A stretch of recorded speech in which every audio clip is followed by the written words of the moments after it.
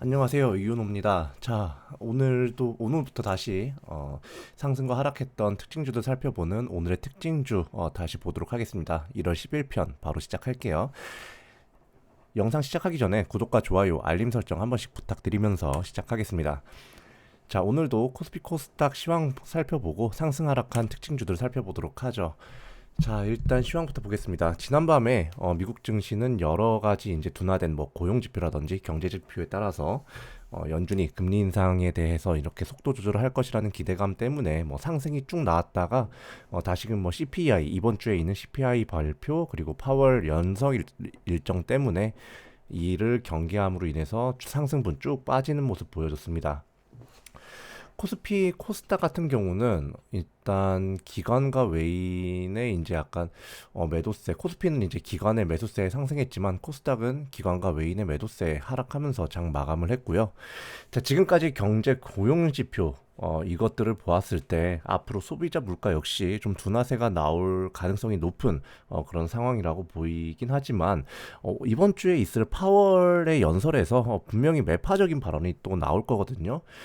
그런 부분에 대한 경계감 때문에 시장이 본격적으로 움직이지 못하고 어느 정도 이런 보합세를 이루는 모습을 보이고 있습니다. 그런데 최근에 다시 파월의 이런 발언들에 대해서 시장이 신뢰감을 상당히 많이 잃은 모습을 보이고 있어요. 그렇기 때문에 이 시장에 주는 영향은 이 파월이 시장에 주는 영향은 이전보다는 좀 줄어들었을 것 같고요. 다시 이런 CPI 지표나 이런 경제 지표에 따라서 이 시장이 움직이는 경우가 크지 않을까라고 좀 생각을 하고 있습니다. 자, 매매 동향 볼게요. 개인은 코스피에서 2,988억을 매도, 코스닥에서는 2,888억을 매수하는 모습을 보였고요. 외국인은 좀 코스피에서 20억을 매도, 그리고 코스닥에선 652억을 매도를 했어요. 사실 개인과 기관에 비해선 적은 양이죠. 그리고 기관 같은 경우는 코스피에서 2,969억을 매수, 코스닥은 2,167억 오타가 났네요. 2,167억을 매도를 하는 모습을 보였습니다. 1월 12일 상한가 세 종목이고요. 그리고 이제 제이준 코스메틱, 티라유텍, SR 리소스 이 세 가지 종목 보도록 할게요. 자, 지금 이게 살짝 좀 뭉개졌네요. 제이준 코스메틱 보겠습니다. 제이준 코스메틱은 중국 리오프닝 및 국내 실내 마스크 해제에 대한 기대감에 상한가 간 모습 보였습니다. 동사는 화장품 배송 및 판매를 영위하는 회사고요.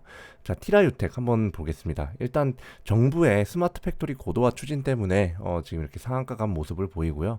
이 회사 같은 경우는 스마트 팩토리 구축에 필요한 설비 자동화 소프트웨어를 공급하기 때문에 이러한 이슈에 묶여서 이렇게 상한가 간 모습 보였습니다.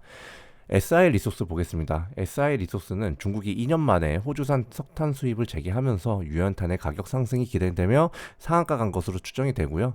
동사는 유연탄, 2탄 등을 채굴하고 판매하는 회사이기 때문에 이러한 이슈에 상승 나오는 모습 보였습니다. 자, 상승 종목, 뭐 코난 테크놀로지, 자연과 환경, 애니 능률. 애니 능률 같은 경우는 윤석열 관련주로서 과거에 상승 나왔던 경우도 있었던 종목이고요. 자, 유일 로보틱스 같은 경우도 스마트 팩토리 관련된 종목이기 때문에 정부의 스마트 팩토리 정책 등에 따라서 이렇게 상승 나오는 모습을 보였어요. 자, 상승 종목 세 가지만 볼게요. 자, 코난 테크놀로지 보겠습니다. 자, 마이크로소프트가 이제 오픈 AI에 100억 달러를 투자할 것으로 알려지면서 주가 상승이 나왔습니다. 일단 동사 같은 경우는 AI 솔루션 사업부나 뭐 빅데이터 등의 연구 그리고 사업을 영위하는 회사인데요. 이제 MS와 인공지능 모델 개발 국제 협력에 이제 참여한 이력이 있기 때문에 이런 마이크로소프트의 이러한 AI 관련 투자 소식에 강세 나오는 걸로 보입니다. 자, 소니드 보겠습니다. 자, 캐나다의 배터리 리사이클링 기업과 기술 제휴, 투자자 모집 등의 이제 그거에 대한 MOU 체결에 강세가 나온 거라고 보시면 되고요. 이 회사는 디스플레이용 정밀화학 소재를 주 사업으로 영위하는 회사입니다. 애니능률 같은 경우는 6일 윤 대통령이 교육에 대한 다양성 확보의 중요성을 강조를 하면서 주가 상승 나온 걸로 좀 추정이 돼요. 일단 이 회사는 종합교육 서비스 기업이기도 하면서 사실 이 윤석열 관련주로서 과거에 주가 등락이 좀 크게 나왔던 회사이기도 합니다.